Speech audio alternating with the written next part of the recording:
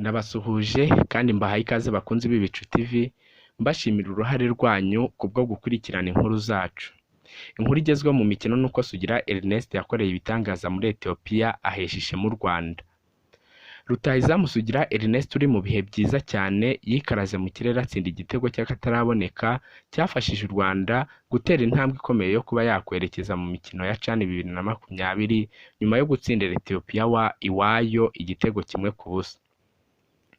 Mu mukino ubanza wo mu ijonjora rya nyuma ryo gushaka itike yo kwerekeza muri CHAN 2020 izabera muri Cameroon, umukino wabereye mu gace kitwa Mekele muri Ethiopia, Amavubi yitwaye neza ahatsindira iki gihugu cyari imbere y'abafana baki igitego kimwe ku busa.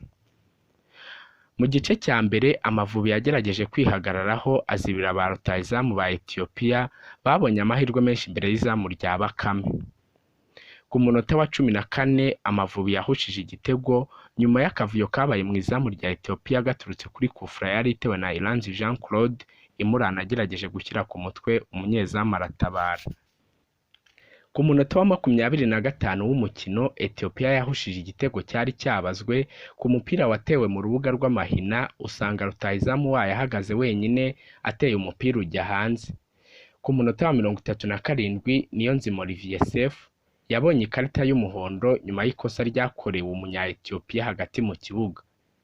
Ku munota wa 38 w'umukino abakinnyi ba Ethiopia basabye penalty nyuma y'aho Manzitseri yitambikaga ishoti rya rutahizamu w'umunya Ethiopia, umupira umukubita ku kuboko umusifuzi asanze amaboko. Ku munota wa 41 w'umukino Sugira yateye umupira mu rubuga rw'amahina, myugariro wa Ethiopia ugaruza ukuboko ariko umusifuzi avuga ko nta penalty. Igice cya mbere cy'umukino cyarangiye ari ubusa ku busa. Igice cya kabiri cyahiriye Amavubi kuko ku munota wa 60 Sugira Ernest yakoze ibitangaza atsinda igitego cy'akataraboneka ku mupira yateye agaramye mu kirere nyuma y'umupira mwiza yari ahawe na Manzitseri. Nyuma y'umukino Sugira Ernest yabwiye Radio 10 ati nishimiye intsinzi dukuye muri Ethiopia.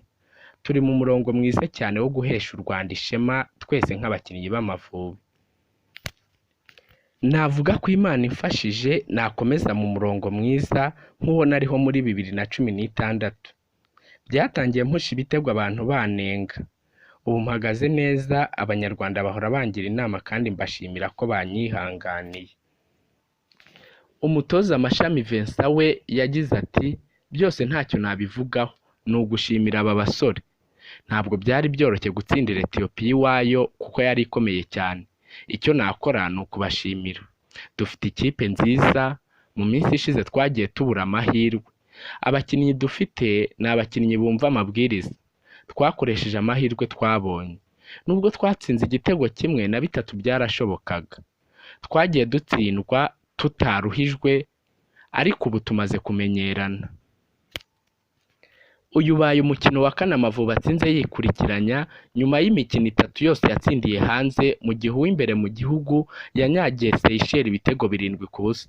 Ni ubwa mbere kuva muri 2011 Amavubi atsinze imikino 4 yikurikirana. Amavubi aragera mu Rwanda uyu munsi saa 8 aje kwitegura umukino wo kwishyura uteganyijwe mu byumweru 3 biri imbere.